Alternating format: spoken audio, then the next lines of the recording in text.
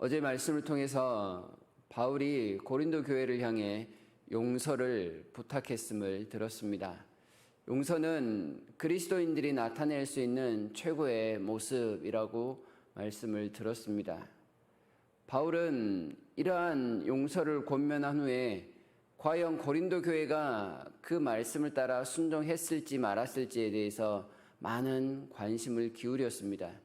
그 소식을 형제 디도가 들려주기로 했는데 디도의 도착함이 좀 늦어지자 바울은 디도를 만나기 위하여 드로아로 갑니다.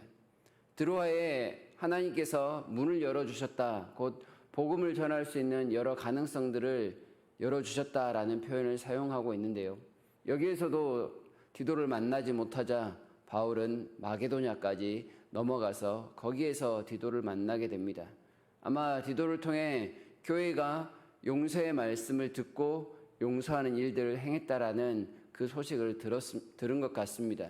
그래서 바울의 마음이 하나님을 향한 기쁨으로 감사와 찬송으로 나타나고 있는 모습을 14절에서 보입니다.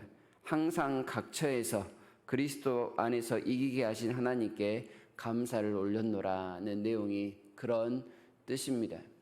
교회를 향한 지극한 관심 때문에 근심하였던 바울의 마음이 그 말씀 안에서 순종하는 교회의 소식을 들으면서 하나님을 향한 놀라운 찬송의 고백으로 바뀌게 된 모습입니다.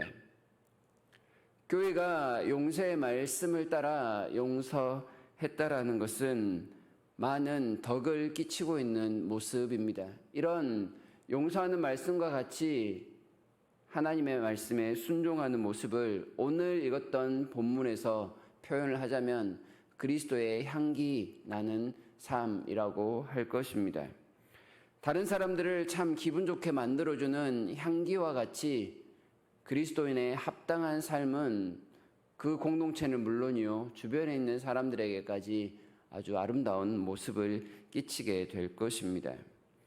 그렇다면 오늘 본문을 통해서 과연 그리스도의 향기 나는 삶은 무엇일까 잠깐 생각해 보고자 합니다. 그리스도의 향기는 후각이 있다면 모든 사람이 맡을 수 있는 그런 냄새입니다. 성도가 향기 나는 삶을 산다는 것은 신자, 불신자를 가리지 않는다라는 뜻입니다.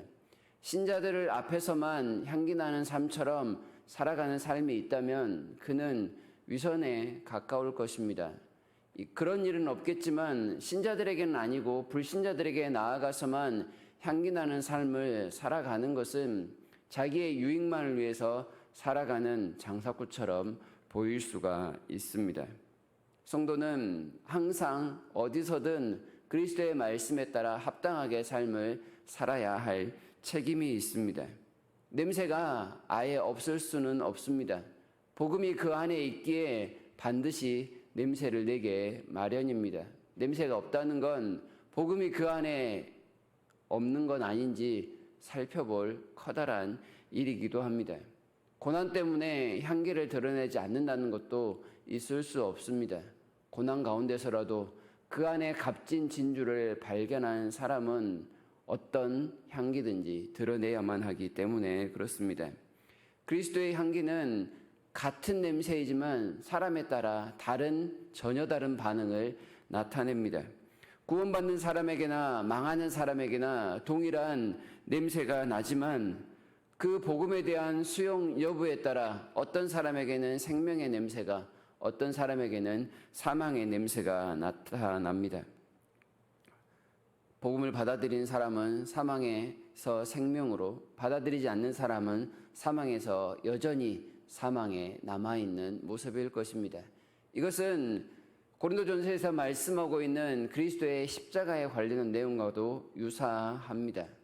어리석은 자들은 그 십자가 때문에 거치고 넘어지며 또한 망하게 되는 것이라고 이야기를 하지만 구원받는 사람들에게 십자가는 하나님의 능력이라고 표현하는 것과 같다는 뜻입니다.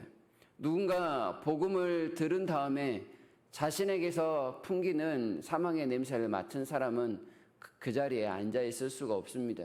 하나님 앞에 긍휼을 구하며 나올 수밖에 없는 것이죠. 그 사람에게는 생명의 냄새가 다시금 풍기게 될 것입니다. 하지만 자기가 옳다 또한 완전하다 생각하는 사람은 여전히 사망의 그늘에만 앉아있는 사람, 사망의 냄새를 풍기는 사람으로 남아있게 된다는 뜻입니다. 세 번째, 그리스도의 향기는 하나님의 영광을 먼저 생각합니다. 향기나는 그리스도인들은 하나님의 말씀을 자신의 유익을 위한 수단으로 삼지 않습니다. 많은 사람들이 17절에서 하나님의 말씀을 혼잡하게 한 것처럼 나타나고 있는데요. 여기에서 말씀을 혼잡하게 하는 것은 그 당시 상인들이 포도주 원액에 물을 타서 자기의 유익을 더 크게 하려는 그 모습에서 빗대온 말입니다. 다시 말해서 유익을 위해서 말씀을 도용하거나 직분을 사용하는 것, 그것은 온전한 향기나는 그리스도인의 모습이 아니란 뜻입니다. 모든 상황에서 윤리적으로 정직한 모습이기도 하지만 윤리적으로 정직한 것이 우선이 아니라 하나님의 말씀에 순전하고자 하는 그 영광스러운 삶이 우선이라는 것을 사도 바울이 강조하고 있습니다. 사도가 이 고린도 교회를 통해서 오해받는 일이 있을지라도 하나님의 영광을 위하여 더욱더 덕을 세우는 일에 앞장선 것과 같이 그리스도인 향기나는 사람은 곧 자기의 유익이 먼저가 아니라 하나님의 영광이 먼저라는 사실을 거듭 알려주고 있습니다. 그리스도의 향기를 온전히 드러내려는 사람은 3장 1절에서 이야기하고 있는 것처럼 딱히 다른 사람의 도움이 필요하지 않습니다. 다른 사람이 인정해주는 추천서와 같은 모습이 필요치 않다는 것입니다. 왜냐하면 이미 향기나는 그리스도인들의 삶 자체가 바울의 그 모든 사역을 증명해주는 편지요 추천서와 같기 때문에 그렇습니다. 각 사람들 마음에서 역사하시는 성령님의 그 영이 사람들을 변화시켜서 지금 합당한 열매 내는 것보다 더욱더 확실한 그리스도의 편지는 없기 때문에 그렇습니다. 그래서 향기나는 그리스도인은 3장 7절에서 6절에서 이야기하고 있는 것처럼 새 언약의 일꾼 되기에 충분하다 하겠습니다. 어떤 사람들은 우리들의 삶을 트집 잡아서 그리고 추천서와 같은 다른 사람의 인정을 요구합니다. 그러나 하나님은 부족한 우리를 인정하시고 그리스도인으로서 우리를 온전히 이끌어 주십니다. 향기를 내는 그리스도인으로서 살라고 오늘도 우리를 믿음 가운데로 이끌고 계시다라는 사실을 기억해야 하겠습니다. 하나님께서 우리의 심령 가운데 쓰신 그 말씀의 능력을 따라서 오늘 우리가 그리스도의 향기를 드러낼 때라는 말씀인 것입니다. 그리고 또한 그리스도의 편지가 되어 세상 사람들에게 복음의 참 향기를 드러내야 한다는 말씀이기도 합니다. 저와 여러분과 저는 얼마나 그리스도의 향기를 드러내고 계십니까? 이 아침에 향기나는 그리스도인으로 살아갈 능력을 하나님 앞에 구합시다. 믿음으로 구하는 우리에게 하나님께서 그에 합당한 능력을 주실 것입니다.